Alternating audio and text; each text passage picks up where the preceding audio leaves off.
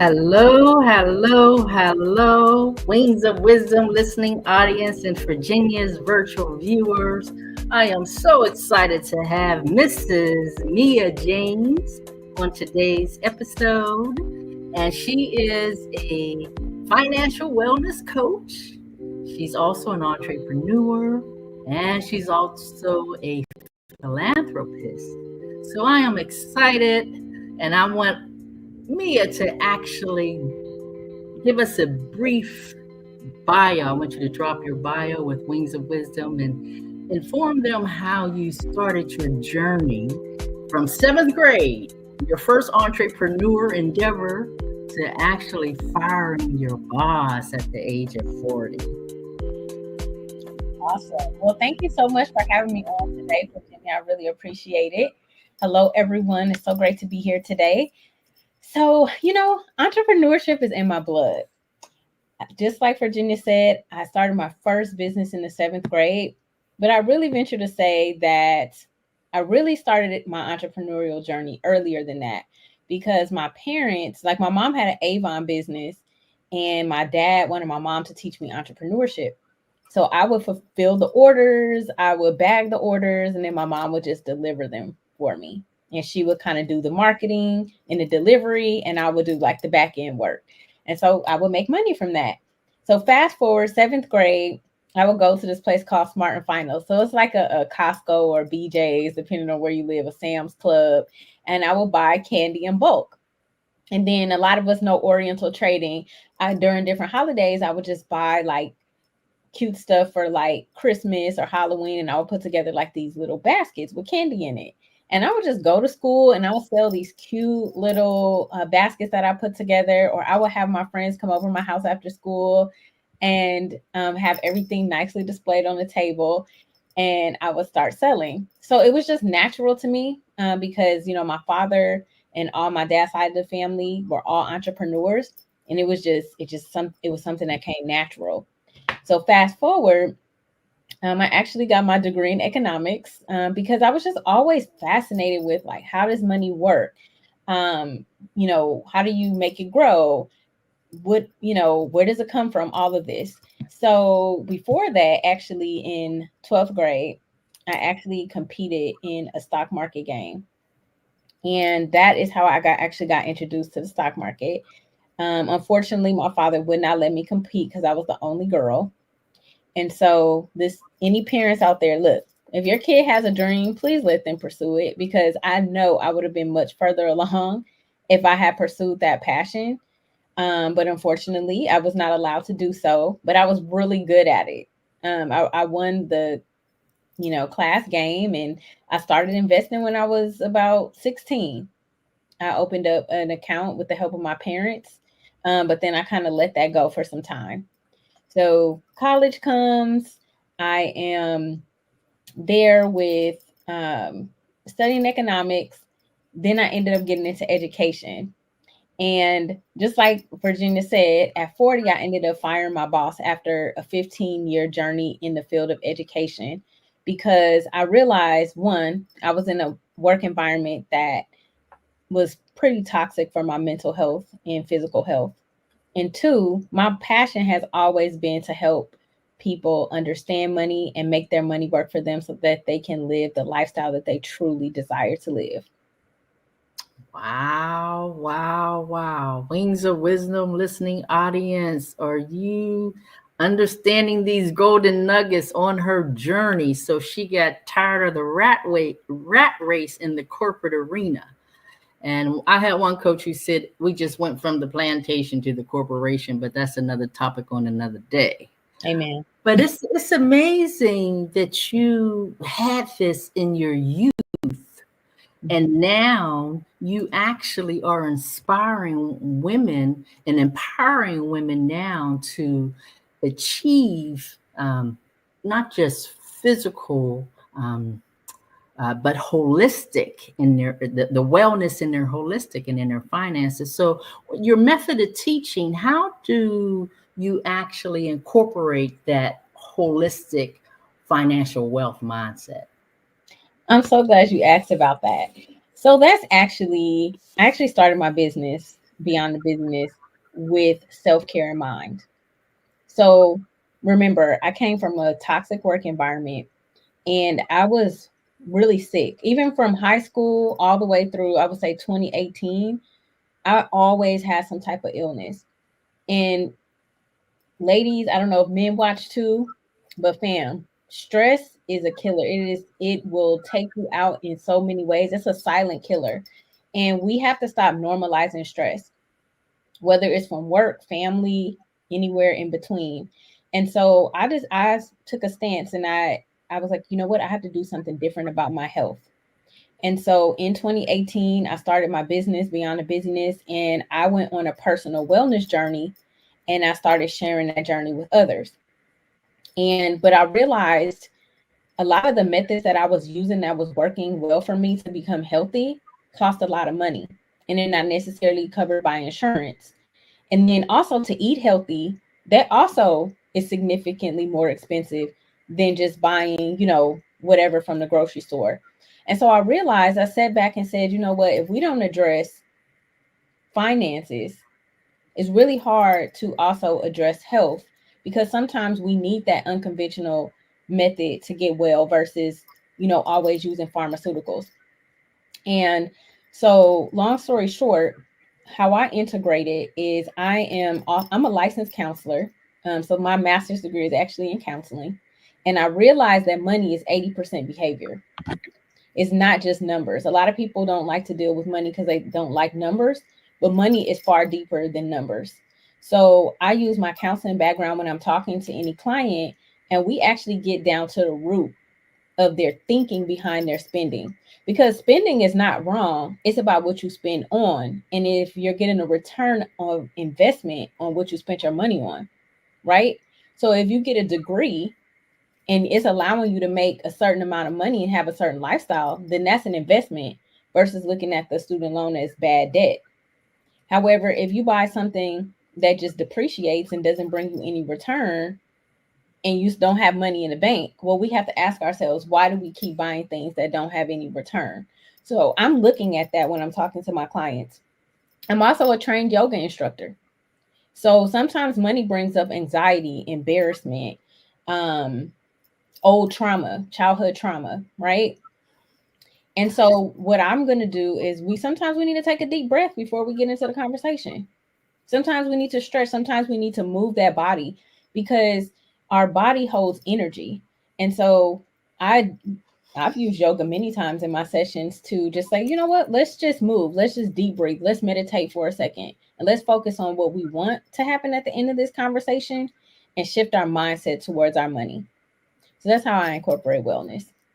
Wow, I love it because I'm a swimmer. So whenever I do a workout, I love swimming and I feel amazing afterwards. But it's, doing it, getting there, doing it. 'Cause sometimes you need that partner to help you, get there. But sometimes you have to have that made up mind and do it yourself. That's right. What are some practical steps for those individuals who want to build wealth, but they feel that they're, starting from scratch? They don't know where to begin. Awesome. So the first step is really just to decide, right? You have to make a decision that you want to do something different and that the current state that you're in is no longer going to work for you. And I know that sounds simple, but if it was that simple, we will all do it, right? So it's just like you said earlier about, going swimming. Sometimes you need that accountability, that partner. So if you are that person who tends to talk yourself out of doing something or negotiating with yourself, I'm guilty sometimes, right? I'll say, oh, well, maybe tomorrow, no, make a decision. I'm doing something different today. The second thing is you have to have compassion with yourself and forgive yourself, because if for anything that you've done in the past that you may regret, let's just say, yeah, we may have all made bad money decisions. I've even made bad money decisions, but now we are going to make better money decisions and we're going to get help, because in our community, let me just speak from in the Black community, okay? And I don't want to make a general statement, because if you know something different, that's fantastic. But from the people I know, no one wants to have this conversation. But do you know wealthy people talk about money like it's like talking about it's a beautiful day outside? Because the only way for us to elevate is to get additional knowledge. So the third thing I would say is to get some help from a professional. A lot of us are getting financial advice from TikTok and Instagram, which is okay to a certain extent. But if you're not taking action, faith without works is dead. Like it doesn't make you might know everything that I'm telling you right now, but if you don't use it and implement it, it doesn't mean anything. So, like my business partner says, knowledge with action is power, not just knowledge. So, then the last thing I would say is get under the hood. And what I mean by that is face the situation head on. And if you need help with that, you can reach out to me. I do complimentary consultations. But basically, what I mean is look at your situation for what it is right now. And then you can know how much you owe if you have any liabilities like debt, know how many assets you have. You know, what are your retirement accounts worth? Are they growing? Are they working for you? Know how much expenses you have, because a lot of times you have your money on autopilot and you're paying for something you haven't used in years. So you got to get under the hood. I have a whole system. Like if I pass away today, God forbid, my husband can go in a drawer in my safe and he can get everything he needs and he is going to be very wealthy. I was like, go have a vacation, go do, I have everything, my will, my trust, everything set up. Make it easy for your family. Create a legacy drawer where all you have access to your accounts, who's the beneficiary. Oh, and change your beneficiaries if you had a change in life, like you've gotten divorced, you've gotten married, you've had children. Make sure you are on top at least yearly, looking at your assets and accounts to make sure everything is up to date, because you do not want your family to lose wealth because you weren't on top of this. Wow, wow, girl, you're a wealth of information. It is amazing, all the golden nuggets that you are dropping. And I met you in the community with Katrina Fitton. So my motto is collaboration and affiliation is the keys to acceleration. And my previous coach would always say mindset, strategies, and execution. So Mm-hmm. it's true that you have to work on that mind first, and then that strategy has to come in place, and then you have to have the execution plan. So you are right on target, my dear. But I got another question for you. What are some common financial mistakes or misconceptions you see amongst professional women or business owners? Oh, that's a great question. Okay. Common financial misconceptions. Ooh, okay. So first, a common one that I see is just not paying attention to Wow. money. How you do one thing is how you do everything. So if your personal finances are not organized, maybe your business finances may not be organized either. So as a business owner to business owner, here's what I always tell people: please make sure that you don't commingle funds. Meaning, if you have a business, you need to have a separate business checking account just for business transactions. Avoid trouble with the IRS at all costs, because they are going to get their money. So do it right. Um, the other one is not getting professional help. I know a lot of times we don't necessarily have the funds to hire somebody professionally, but there are ways to get business funding. Um, Virginia just mentioned Katrina. There's also ways to get help for free, or you can barter. Like, I am not a good marketer. Like, I know that about myself, but I know what I am good at. So I have a client who is excellent at marketing. She put together a marketing plan for me. I built her systems and on her back end, and we just exchanged services. So think outside the box when it comes to getting professional help. A lot of this DIY stuff can get you in trouble. Yeah, I'm gonna say that it can get you in trouble. I have an attorney, I have a CPA, and a tax strategist. because and sometimes the people you hire first are not the best people. Sometimes you need to compare services, because I had someone that I asked, hey, a CPA, I said, can you give me my estimated quarterly taxes that I need to pay?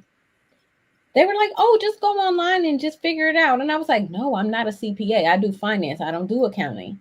Well, that was not good advice at all. I ended up owing the IRS for the first time in my life. I'm like the person who does their taxes early, because the person did not do what I asked them to do, even though I knew what needed to be done. So just because you have hired someone, that's another thing, doesn't mean that they're doing the best by you. Especially if you have that intuition that's telling you, I know I need this service. Find someone who is going to deliver that for you. And then another myth is that it's not going to happen to me. So a lot of us are out here underinsured, and you have no asset protection and no income protection because you feel like it's an extra expense. But what wealthy people will tell you is that all of their assets and their income is backed up with insurance, unless they have a great deal of wealth and they can be self-insured. So until you build that wealth, you want to take that risk off of you and your business, and you want to put that risk on an insurance company. And think of it as an investment, because it will be a tax write off if you're a business owner. But think of it as an investment in protecting your assets versus another bill. We have to think differently about how we see financial things, and think about how it's helping us versus draining our bank account. My audience, Erlene hinted, and Dr. Erlene hinted, I should say, she's saying, oh my God, she is so informative. And Juanita Johnson, exactly. Very good advice. They're just all weighing in. And I know Katrina, our financial coach, she also tells us if you want to go faster, hire a master. But we That, look at hiring a master as an expense. mhm. But how can we like shift that mindset from like that financial stress that we're always in to a mindset of financial confidence? Like flipping that coin and not really always thinking that, it's an expense, it's an expense, it's an expense, but it's actually an investment. It's an Mhm. investment. It's an investment. Yeah. And it's a tax write off.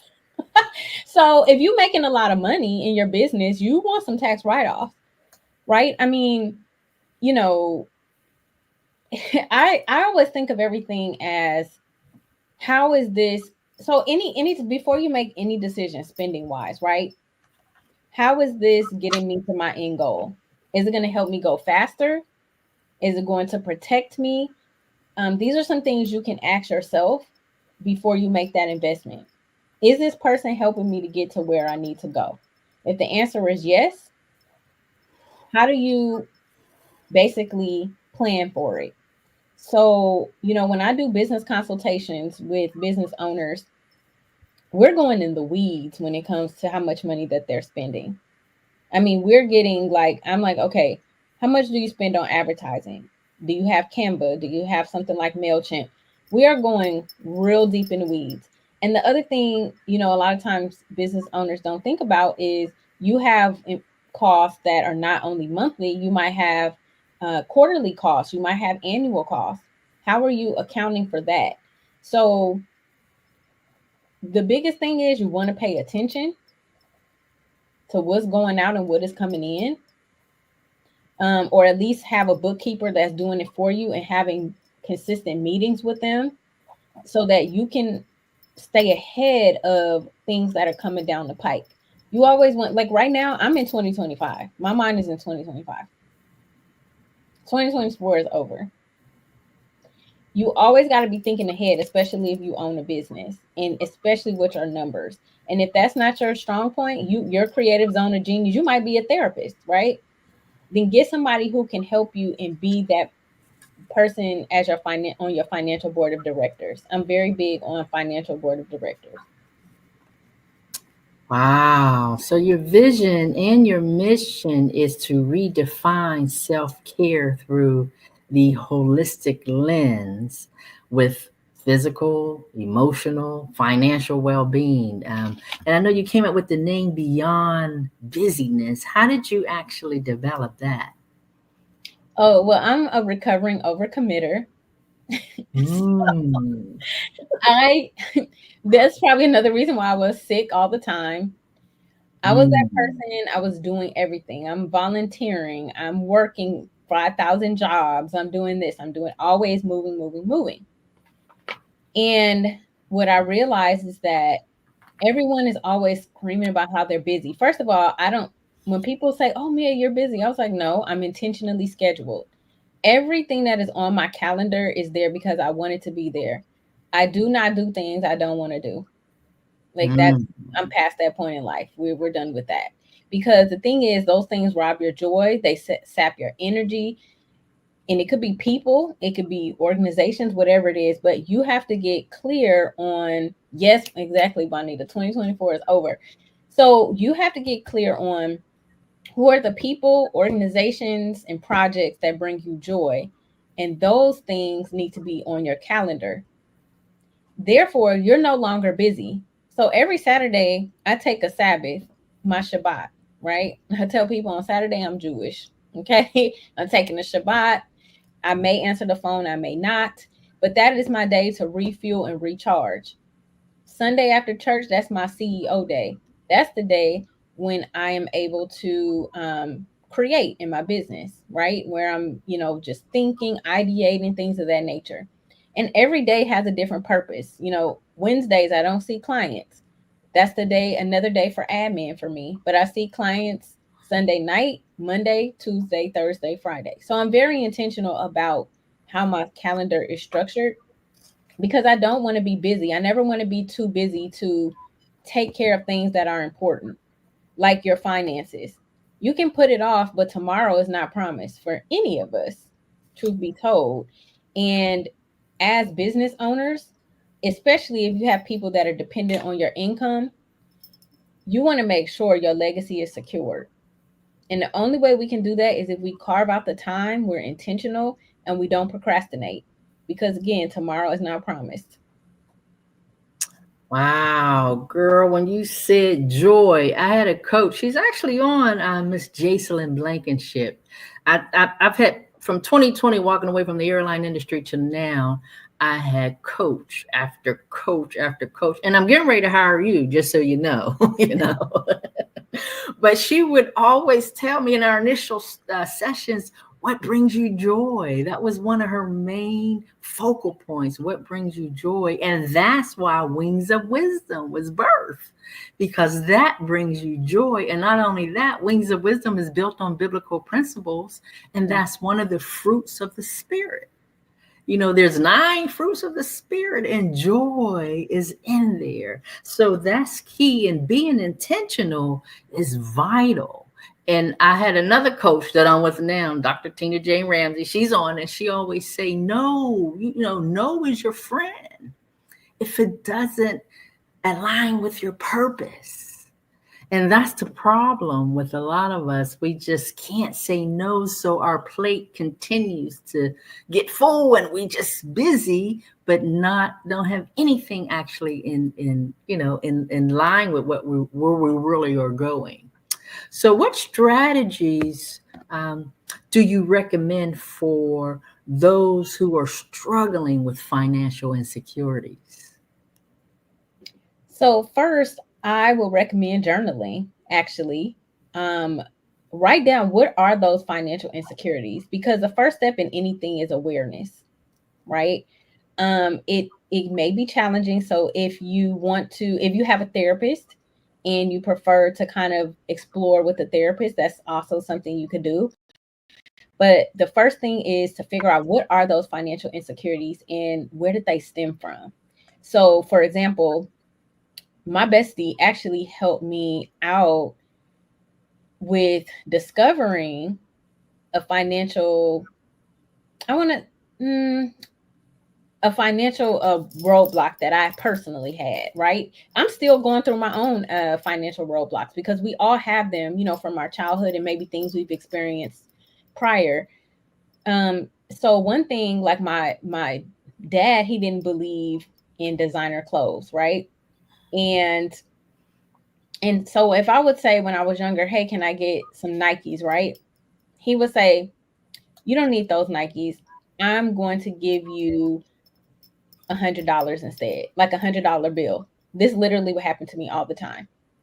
And so the moral of that story is, in my mind, like now, I always settle for second best. I don't always get what I want.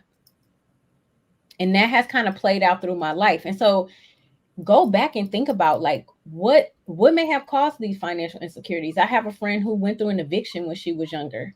That caused financial insecurity for her. So like now she's like super tight with money. So what are some, notice what behaviors you have and where those behaviors come from. What agreements have you made with yourself? Like, oh, I'm never going to deal with that again. And has that caused you to be stingy with money? Has it caused you to be too free with money? Has it caused you to second guess when you're making decisions? So you have to kind of do some exploration around that and then decide, how do you want to move forward differently? Wow, wow, wow, wow.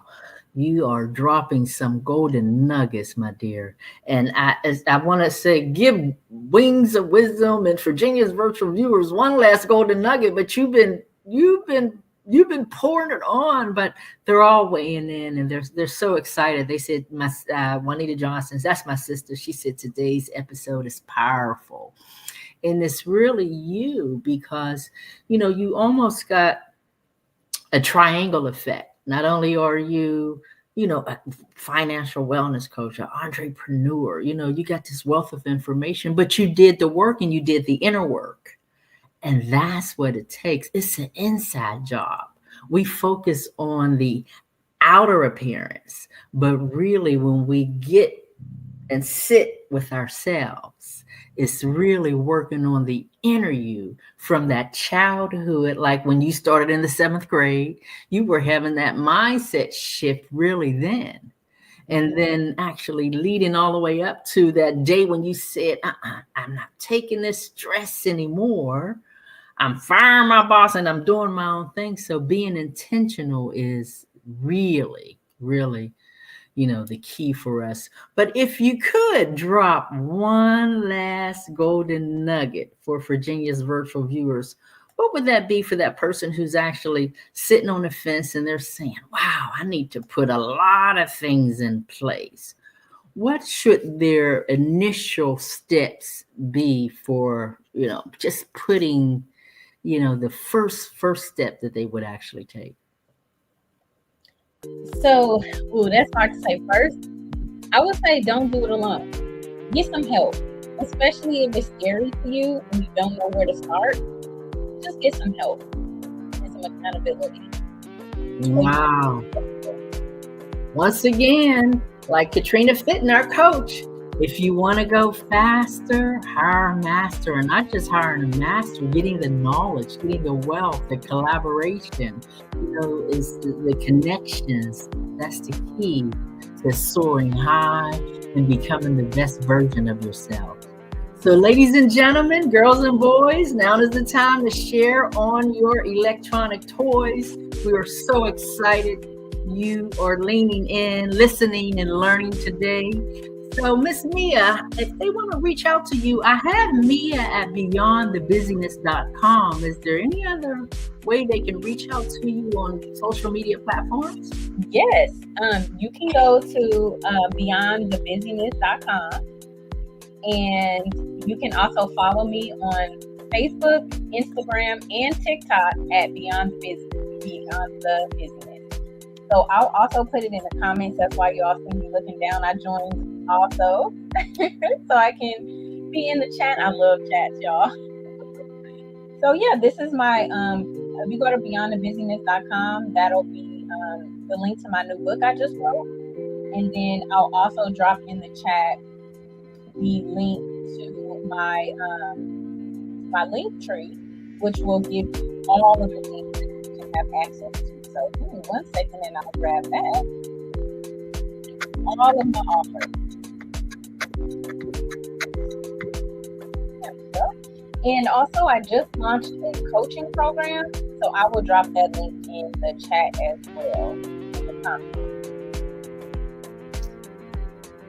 So, Virginia's virtual viewers, give Mia some love in the chat. We are so excited that she was able to take a little bit of time out, the busyness. She removed it and came on Wings of Wisdom, and I am so excited to have this collaboration with her, and it will be a lifelong legacy for each of us. So I'm grateful to be connected to you with all of your wisdom, and so grateful you were able to share your wisdom on Wings of Wisdom.